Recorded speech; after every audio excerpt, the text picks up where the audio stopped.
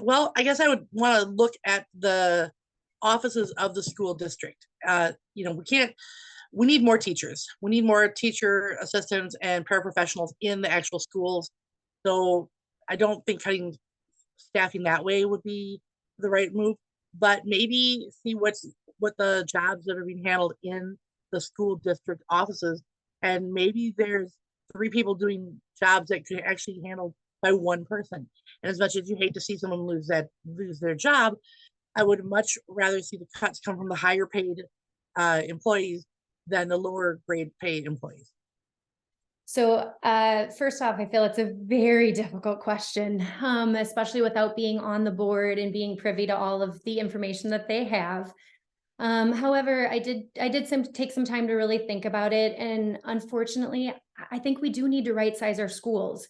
They presented the data that, all of our school buildings are being underutilized. And unfortunately, the buildings really do take up a large amount of our budget.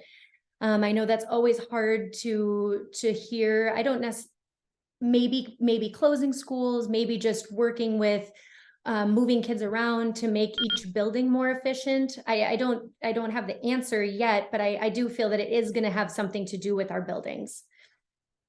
I don't know, and I don't think I have any place to say. And it's those various groups that need to be at the table, making those decisions in a way that they haven't been before, not just 9 random people from the community.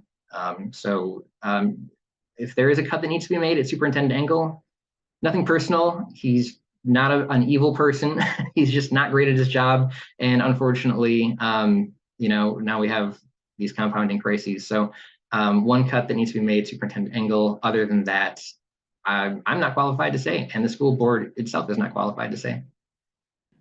Again, it's difficult to answer that question just as it's laid out, because I think data needs to be dug up, and we really need to look at what's going on. What is effective in the district? What is working? We don't want to certainly impact that. The other thing is that we really have to focus on schools provide education. That's the job of schools. And the La Crosse School District, as other school districts in the area, are looking at a number of other issues to support students, mental health and nutrition and services for students. Those are important to support those students. But at the end of the day, when you have to really look at bare bones, the district is charged with delivering quality education, and that's what we have to focus on. And we have to work with our community partners who can provide those other resources. Not to say those students need to go without, but there are a number of other partners, and the school district doesn't have to be the only party delivering all these services. And so really working with the community, which again is part of the issue, is I believe that the district has really not been open to what the community's needs are and what the community has to offer. Without data, there's not a really definitive answer there. So we know that there's underutilization in spaces. We don't want to cut people. We're having a hard enough time keeping good people. The people are the backbone of schools, just like the backbone of a lot of businesses and organizations. So we have to find ways to be able to fund our teachers and our staff and make sure we have programming and support. There are facilities that have lower utilizations. I think the gap that we're having right now is because we're going through a lot of that with Lincoln's closure, with the change to Hamilton's year-round schedule, going back to the traditional schedule. I think what I'm hearing from most parents and community members is they want more say and they want more of a voice.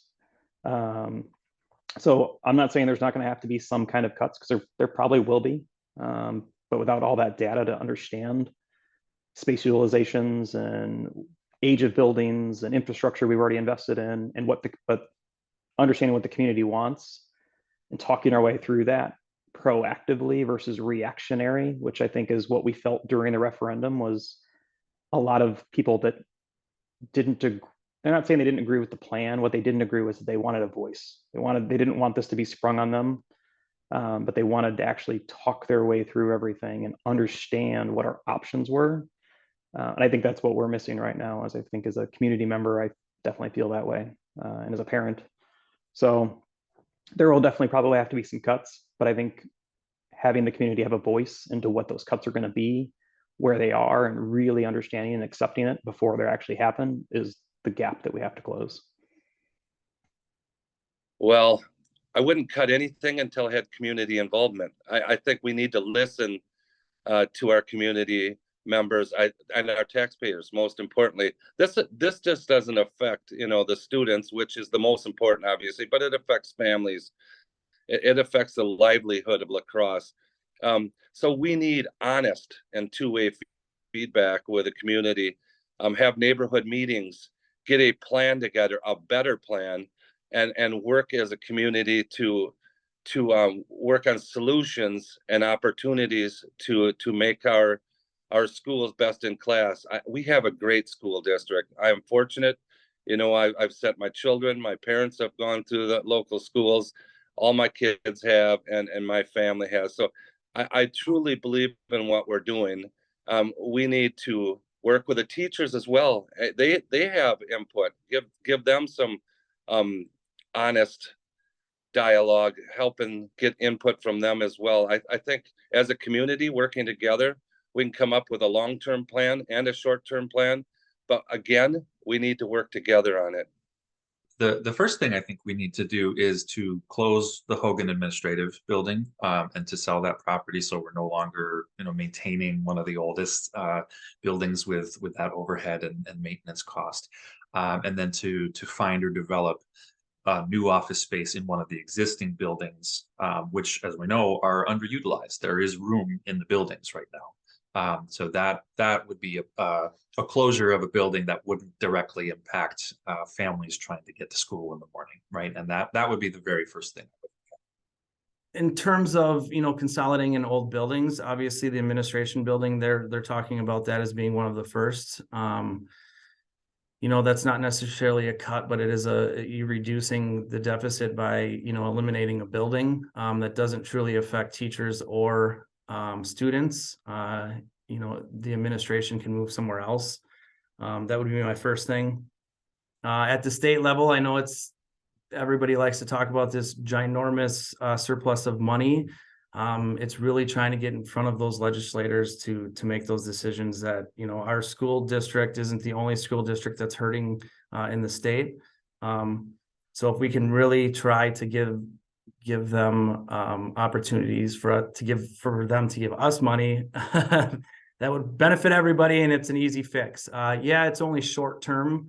It's a lot of money, but at some point it'll run out. So that's just one of the starts. But again, there's a lot of homework to be done in this process. So just starting there. The budget of any operation like this, the school district, primarily is going to be, your biggest costs are just your labor, your teachers, staff, admin, everyone who makes the system run. I really do not want to see them cut. I don't want to see programs and extras like music or art cut. Those are all huge, important parts of education. So if it was a choice between finding savings through consolidation of buildings versus losing programs or cutting staff and teachers, I would choose that.